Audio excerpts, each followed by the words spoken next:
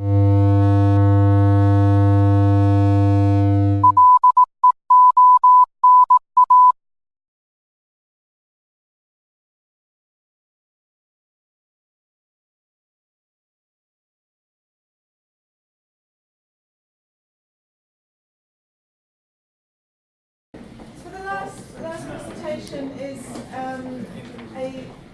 a presentation and discussion. Cube London, which is a curated interdisciplinary community, a hub in East London, about 4 months ago approached the MA Art and Science course with an invitation. They were interested in a question and they invited proposals from our students to help them explore this question. The question was, is there a correlation between spikes in human evolution and cultures with an alliance of science and art? So we proposed this question to students, and a group of 6 of the students from the MA Art and Science, tomatoes, have been working with Cube in residence since January. Yes. And it'll be running through till June. So 6-month residency, exploring this question through a variety of events. Julius is one of those students, and we have other students in that group in the audience who will participate in the conversation. So Marta, Mary Helen, and Jared as well. And 2 others, Stephanie and Mandy. Mandy, who aren't here tonight. So Julius is going to explain about the project, how they're approaching the residency, and open it up to discussion. So I shall pass it over to you. Cool, thank you very much. Hello, good evening, and thank you all for being here. And I hope you've been as fascinated as I've been so far by the other speakers at this event. So Heather gave a brief introduction to the Cube, but I think it's interesting and important to interrogate slightly what they're about and what they're doing and what their purpose is. The Cube is an interdisciplinary, curated community that's set up in Shoreditch, and if you should wish to find them and, as a result, our residency and the work that we've been creating, they're just next to Shoreditch High Street, which is on the overground. You can get there very, very easily. But basically, they were set up because of, after the economic crash and various different tumultuous events in modern society, it struck them that there is a lack of something in terms of how we operate and in terms of how modern businesses and structures of organisation and innovation occur. And so they've created this space in which people from vastly different fields of expertise, whether it be engineering, science, art, business of all kinds, can get together and inform and influence and inspire one another in how they approach their practice. And so basically they were naturally inclined to think of the MA Art Science at CSM as an interesting partner in potentially exploring this question. And what they did is they asked us this particular question here: is there a correlation between spikes in social evolution? Human evolution was the original question, but I'll go into that in a minute. And cultures with an alliance of art and science. Now if we pick this apart, and first of all I'd like you to all have your discussion caps on, because this isn't just me disseminating what we've been doing to the rest of you. This is going to move this brief talk into a discussion, because this isn't us producing work around an idea that we already have. This is a research project. It is based upon a question, and it's a question that all of us are implicated in, because we're living in a very peculiar time in which the pace of technological and social change that accompanies it is extraordinarily rapid. And our technology is often outpacing our cultural adaptations to that technology, and the way that different disciplines and areas are interfacing and exchanging with one another is becoming more vibrant and more curious. And basically we're exploring correlation. Let's look at that first as a word. Is it a correlation or a causation? We're not entirely sure. We know that there are links between so by a spike in social evolution or human evolution, we've looked at historical events and various other things. But to start off, hello. Marta, technical wizard, please help me. Yes, but I tested before. Okay, cool. So, by social evolution or human evolution, what do we mean? Because there have been many studies and interesting suggestions that biological evolution, as we've previously known it and modelled it, no longer occurs in human beings in quite the same way. Factors such as the survival of the fittest and various other things that would normally contribute to a physical biological evolution are limited in our society. when we create things like safety nets and health services and structures within our society that support those in need, the weakest or the most vulnerable, we reduce the capacity, we reduce the traditional evolutionary process in society. But other kinds of evolution occur. Social evolution, neurological evolution. The way that we change and adapt we still adapt, but we adapt in a fundamentally different fashion. There are examples of this in many different ways, and the way that we're approaching this project is in terms of synapses. We have created events, and we've had one so far, and we've got a second one coming up, in which we explore or we create artifacts based around the research that we've been doing. We present them to people and discuss them with people in these events, and the feedback from those events directly informs the way that we go in our investigation of this problem. This is just a small piece based on the intersection between art and science. But the first synapse that we did was an exploration of all of the different ways in which we could analyse this question. And there were three particular branches, as it were, of this inquiry that struck us as important. The first of which was historical examples. Are there other spikes in human evolution that we can look at, that we can model, that we can describe or explore in some way that bear relevance on how modern society is evolving and adapting? So if, for example, you look at Renaissance Florence, or you look at the Enlightenment period, or you look at, say, for example, China in the 10th century, or there are historical examples of places where these changes occur in relation to art and science, and there are correlations there that we've been exploring. In the first impulse, there was both the historical angle that we're looking at, the neurological angle, because although we don't evolve in a physical way, our muscles might not necessarily get stronger because they have no evident benefit in how we interact with modern society. The way that we use our brains does. Technology alters the way that we think. Neuroplasticity, for example, increases in increments with each new communication technology that we've been exposed to. Say, for example, it stayed relatively level when, it had a peak when we came to use written language, but that stayed very similar for a very long time, and then we reached radio, and then television, and then the internet. So in that way, social change affects the way that our bodies work. We're also then taking the historical and the biological elements of how art and science affect our evolution, and then we're applying them to the modern day, which will be the third and final synapse. There is an event, and it's occurring on this Thursday, and it is at the Cube, London, which is, as I've said before, close to Shoreditch High Street.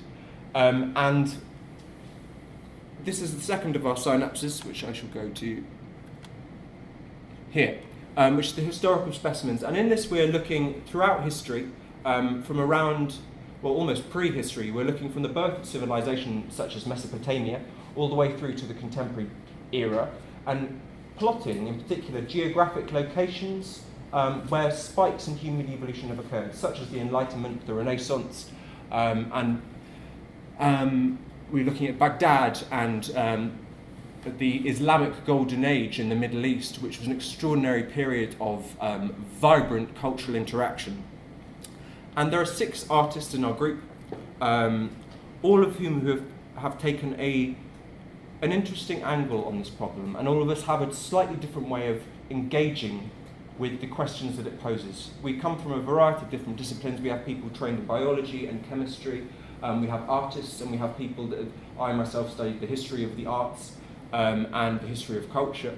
And the way that you analyse this question changes slightly depending on where you come from and how you observe the question. And all of your perspectives on this bear relevance, because we are experiencing one of these spikes in evolution at the moment. There's an exponential rate of change, and we're not entirely sure how it functions or how to model it. And so we're looking back in this next synapse to historical examples to see if there are any shared properties, if there are any factors that occur in these historical events of social spikes that are similar to today. And some of the things that we've discovered suggest that there are. For example, at each of these historical spikes, there were interdisciplinary centres of learning, places where people either translated into a common language or gathered together large volumes of information and exchanged them and disseminated them amongst people. For this second synapse, I've been departing from the work of a macro-sociologist called Gerhard Lenski, and effectively, it's an interesting way of looking at human society and at humans in general, because we consider ourselves bounded by our physical forms and we consider the self to be just us. But Lenski and a lot of other people working in his field look at human societies as macro-organisms, a composite organism that functions according to algorithms of survival that are very different from our own, and also strikingly similar. The way that he sees it, technology and information are the core driving forces behind how societies evolve. If you look, say, for example, at a civilization whose technology causes an evolutionary niche in that they are more successful or more dominant or more powerful than another culture, that's one thing. How they spread that information, how that information is passed to the rest of their society, directly determines how fast that society grows, how successful it is in comparison with others. So, as a brief introduction to all of the artists on our team and some of the different directions that we've been analysing this question.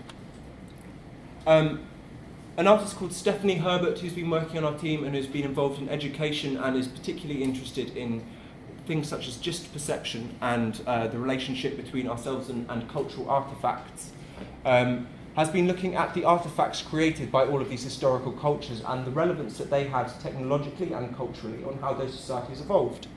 We then have myself, and I've been looking, particularly with reference to Gerhard Lenski, at the idea that cities are the geographical locations of these spikes. If you look at any great civilization in human history or successful civilization, there tends to be an epicenter, a center around which information gathers and from where it is disseminated. This is a work by Marta, who is particularly interested in the neuroscience, or our understanding of the brain, of our own thoughts and how those work and how those have developed through history.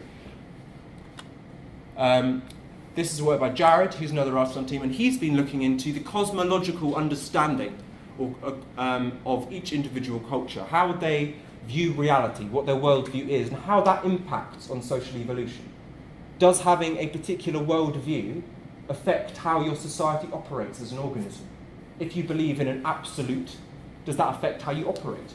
If you believe in a relative reality in which there is a complex web of forces, does that change how you operate as a society, if that's a shared cultural premise? Then we have Mary Helen, who's been looking in the past residency, although she'll be collaborating with Marta in the next residency on neuroscience and biology in particular, but she was looking at functional generations. The idea behind these is that in other points in human history, the gap between a functional generation and a functional generation is determined by how long it is until a new generation has to learn a new set of tools for dealing with reality. So in another point in history, it might be 200 years before your child has to learn a different set of tools, responses, methods for engaging with reality. Now it's an average of 6. My younger sibling will know totally different social media portals, interact with different technology, need to know different things in order to engage with society. Has this occurred at other points in human history, and what relevance does that have to where we are now? And then there's Mandy Huros, and she is looking into the evolution of medical technologies throughout history, because obviously we are biological creatures, and if you have a way of keeping more of us alive for longer, you're more likely to experience a spike or a peak whereby population can grow, and therefore more innovation can occur because there are more people and more people are interacting. Okay, so after this historical synapse, which we're doing on Thursday at 7 o'clock at Cube London, we're moving on to inner evolution, so the biological aspects of human evolution that are predominantly unseen now, in that they occur within the brain. That is the area of our biological being that is changing the most in response to modern technologies. We're not becoming necessarily stronger in response to our environment, but we are learning to use our brains differently in response to our environment. We'll also be looking at things such as epigenetics, the way that direct experiences that you have during your lifetime affect the genes that you pass on to your children. The fact that your technological experience of modern society will affect the way that your children are formed, the way that they're born. And after we've looked into the biological aspects, we'll be looking into the modern age, bringing the evidence that we've gathered from looking at historical events and biological changes according to this fusion or change in in the relationship between art and science and cultures and how they affect us. And we'll be applying them to now, because now is a peculiar time, a very peculiar time. And the way that society is changing is very hard to model. And we have infinitely more data in terms of censuses and collections of information on the people that live in our societies. But perhaps in order to interrogate that information, the data that we can gather, we need to figure out what we're looking for and how to model it. And that will be occurring later on. So now I'm going to start launching a discussion, and I'm going to tie it back into the question, because I've gone in an interesting roundabout route because there's a great deal to cover. And I will say strongly that this is a mere introduction, intimation. What we've been making in response to this research is artifacts. This is a research process in its totality, but we're not, the end product for us is not necessarily written work. We're creating visual artifacts that try to synthesize or condense what we've been looking at into a form that's that you can engage with on an aesthetic level, not simply on a conceptual one. But the question bears relevance to us all. And now I'd like to pique your interest in terms of discussion and try and field, if there are any questions to get us going. What do you believe that art and science in their fusion or their interaction causes change in society? And I'm just going to throw out a few little interesting nuggets that we've come across that relate to this question. When artists and scientists get together, and I'm talking not exactly in generalizations, but in descriptions of methodology, science tends to be relatively programmatic, it tends to be evidence-based, it tends to be orientated around empirical knowledge of reality and constructing laws from that knowledge that we can then use to interpret the rest of it. It's very useful. It causes us to have practical solutions to how we live our life. It causes us to create new technology that improves our quality of life. Art goes around things often in a slightly different fashion. It's trying to spot links and interrogate the beauty of a particular question. It also, in a way, strives to connect information from disparate disciplines and respond to them in a universal language of either whether it be beauty or emotion or aesthetic sensitivity, language that doesn't require the terms that science comes up with.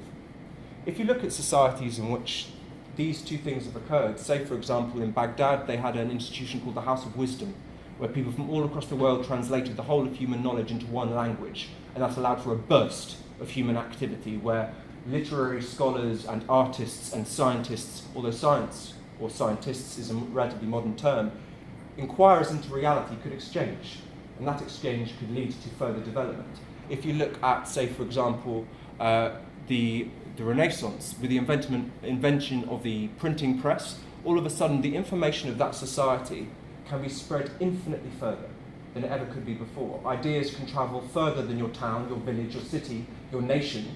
They can travel to another country. Structures of thought and of being can translate vast distances. Then you move to somewhere like the Enlightenment, and you have the Republic of Letters, whereby the greatest scholars and thinkers of their day, their raison d'etre, their purpose, what they spent the vast majority of their time doing was communicating, exchanging.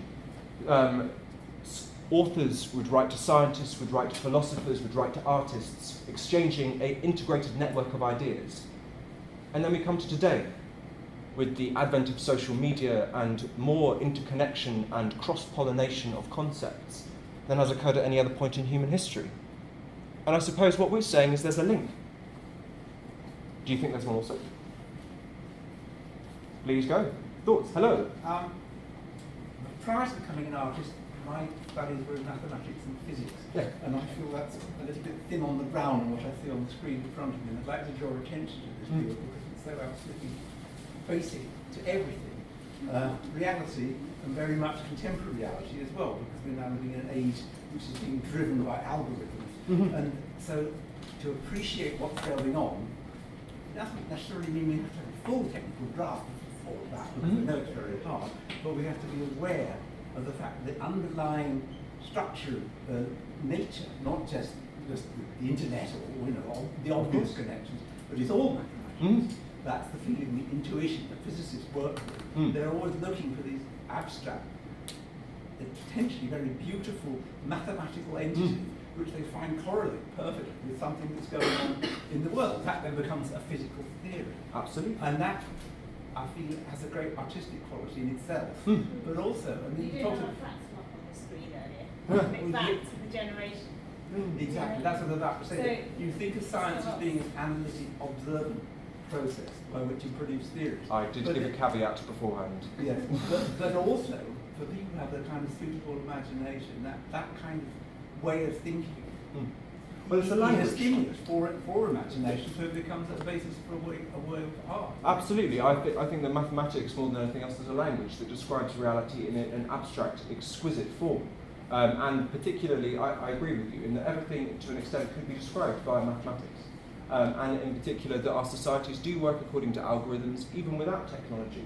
They work according to the human algorithms. For example, if you look at other collective organisms, and this is part of how we're looking at this situation, if you look at other collective organisms such as ants, or Heather Barnett looks at organisms such as slime mold, there are operational models that they use that determine the structure. If you look at on a cellular level, they are multicellular structures, as it were. There are separate parts that operate as a cohesive whole. They work according to mathematical laws. Absolutely. Absolutely, and I think there is most certainly a component of that that functions throughout human evolution, regardless of the time, period, whatever.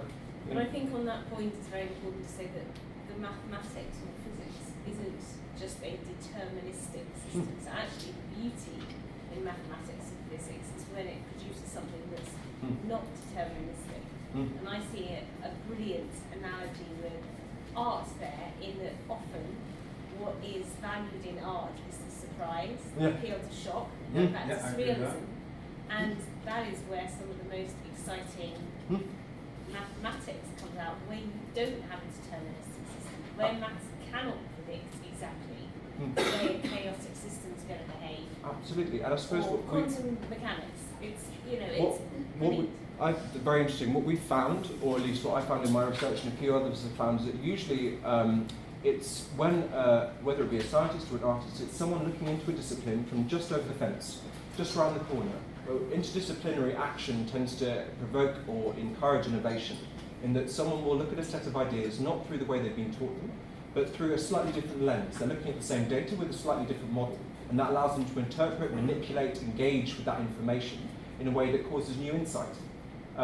So I agree with you in a way there. I think that there is a huge wealth of creativity in the sciences as well as the arts. I did give a little caveat, although perhaps wasn't strong enough. Generalizations are useful. They're useful because they allow us to draw comparisons between various things. But yes, I agree with you fundamentally. Well, there is about mathematical models. Anna, any questions? I had a few little thoughts, random thoughts, and I keep forgetting one of them each time. I had four, but I think I've got three that I've managed to hold in my head. The first one was, have you correlated those moments of when things happen in society? There's this thing called the genius germ hypothesis, which correlates it to outbreaks of tuberculosis and leprosy, because it apparently it affects the lipid membrane in the brain. And so there's a thing called this genius germ hypothesis, correlates paradigm shifts in society throughout history and in different locations with large outbreaks of leprosy and tuberculosis. Have a look at that. Yeah, sure. You talked about population growth being related to driving forward evolution and things, but the great well, the Black Death, which killed a third of Europe's population and half of China's population, had a huge impact on how society operates, and things like government and local government and things, and structures to manage things like that emerged from that. I didn't entirely agree on what you said about science, because I think it's just as driven by aesthetics as art is, just that's unspoken. And the final thing was, have you looked at, you know, you were talking about all these different like hotspots for great thinking. Have you looked at Bletchley Park and Alan Turing? A very topical and Yeah. interesting Well, example. yeah, it's now more fashionable than Than it used perhaps to be. was. Yeah. No, I hadn't. And those really. Vienna on your list as well. Huh? What turn of the century Vienna and Freud on your list? I don't have to be any session or that particular question. We've plotted a lot. That's amazing. Vienna could be a They really had the interesting. flu. We've well Oh, Freud was absolutely, yeah. we've got a fascinating selection. So That's art and music as well. we've plotted 8 because honestly the scope of the question is vast, totally vast. So we've plotted 8 from around 4000 BC through to the contemporary era, and we've got, or the ones that we've plotted in terms of their artifacts, their biomedical science, their religious influences, their philosophical influences, and their cities are which was based in ancient Mesopotamia. We've then got ancient Athens, we've got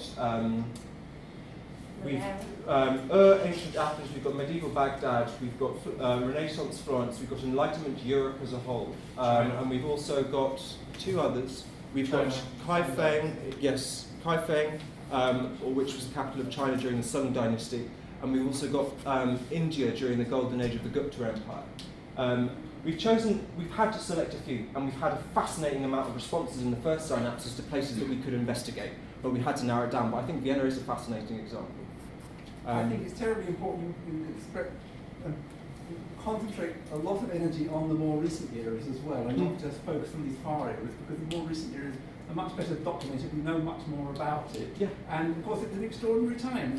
Often it's been commented about the connection between Picasso and Einstein simultaneously coming out with the explosion in abstract art and the total transformation of the way we think about reality, literally. And that just carried on. The 20th century was an extraordinary period for this kind of creative interconnection going on. Yeah. And both art and science were developing at a rate that is absolutely astonishing. So to miss out on that would be a disaster. It would be. And one particular understated focus, which was a very transient focus, along with Vienna, Budapest, next door in Hungary. The number of Hungarian geniuses is completely extraordinary. But they all had to run away quickly because, of course, Hitler. So then Hungary itself was totally destroyed through one revolution after another. I think there's also the people said about the military and war and the world wars and what creativity came out of the world wars. Yes, But it's like, that's something that we don't really talk about. If you think about Absolutely. You did mention the Yes, Manhattan absolutely. Project, Like but as creativity a came out of the social world. and well, in terms of the, in answer to your question, in terms of the modern day, we've got an entire synapse or event dedicated to that in itself. Yeah. program, by the way. Huh? So is this a recurring program? I think you're going to need a few more years. I know, it took forever to I mean, the scale of it is extraordinary. We're doing the best that we can in the 6 months that we've got. But yeah, in terms of the modern day one, we're doing an entire synapse dedicated to particularly modern history and the contemporary era in terms of how art-science collaboration and particularly the influence of that on society has I'm occurred. not even talking about collaboration, I suppose it's the cross-fertilisation and kind of daring to think out of the box that suddenly started to happen. And I like the link that you made between Einstein and Picasso as well, because I've come across one between Niels Bohr and Calder in terms of his mobiles as well. There are lots of really fascinating connections that come up in contemporary society. Basically, Can I make one more point before I shut up and allow lots of other people to make questions? But my question is, yes. We've been through and we've made places and eras. Do you think geographical co-location is any more necessary for this type of synapse collaboration or cross-fertilization? Whatever you want to call it. Well, what we found is that in order to answer this question, we had to set some parameters. I mean, not necessarily geographic parameters might not be the best ones. I'm talking about going forward. In Okay. the future, in that interconnected, globalised world, is geographical co-location necessary? Well, in the Yes. globalised... Absolutely. Absolutely. The Strike conference is not as good as all being here together. Well, in terms of geographic location in a globalised society and whether it bears relevance on the question, perhaps I'm not entirely sure how it will turn out, but what we've noticed, or one of the ways that we've been looking at it, is in terms of semiotics, and looking at societies or systems as being, in a way, organisms of meaning, and the way that those meanings are transmitted or exchanged with various societies when they were more separate, and how those are interacting now, is an interesting issue. And one of the things that we've done in terms of areas that we want to explore in more depth is we're inviting speakers and engaging discussions on particular areas. So we've invited a speaker called Lucia Neva, who's going to be speaking on Thursday, who's a semiotic anthropologist, and she's going to be looking into the nature of cultures and how her perspective as a semiotic anthropologist bears relevance on this question. We're also going to have a talk by a gentleman who may have talked at Laser before, although I'm not sure, Adrian Home. Not yet. Not yet. But he's a fascinating individual. He's an artist, was trained in biochemistry, and has been working he's done really interesting research into the Renaissance and the interrelation of art and science at that particular period in history. But also he's got a very broad philosophical perspective on how all of these different systems of meaning interact, and he'll be giving a talk as well, alongside the artefacts that we'll be presenting. And what I'd like to almost make clear is that we're not here necessarily to give a concrete answer to this question. Because God knows. We're here to present or create a space in which discussions around this question can occur. We're creating artefacts that could incite discussion, and we're inviting speakers that can contribute to the discussion. We're interrogating this because the reason the question was asked is that it bears a great deal of relevance in the way we live today. And how we've always job lived. at that tonight. So tonight is a teaser question, and those that because we're going to have to draw it to a close, and only just starting to unpick it. Thursday night, the Cube, London, which is on Commercial Street. Commercial Street, yeah, Commercial Street. just next to Shoreditch High Street. Starting at what time? Starting at 7 p.m. 7 p.m. And do you have dates for the other future events planned yet? To be announced. To be announced. Okay, so go along on Thursday if you wish to consider this question more and pose lots of things that Julia will. So thank you very much, Julia.